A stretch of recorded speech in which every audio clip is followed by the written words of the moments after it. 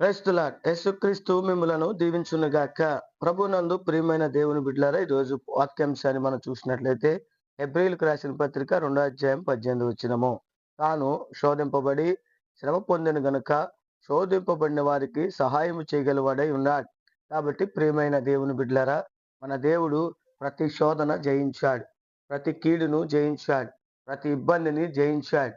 కాబట్టి మన రక్షకుడైన యేసుక్రీస్తు ఒకవేళ నువ్వు ఏ విషయంలో అయితే శోధించబడుతున్నావో, ఏ విషయంలో బాధింపబడుతున్నావో, ఏ విషయంలో కష్టాన్ని అనుభవిస్తున్నావో, ఇవన్నిటిలో సహాయము చేయగలిగిన వాడు మన యేసయ్య.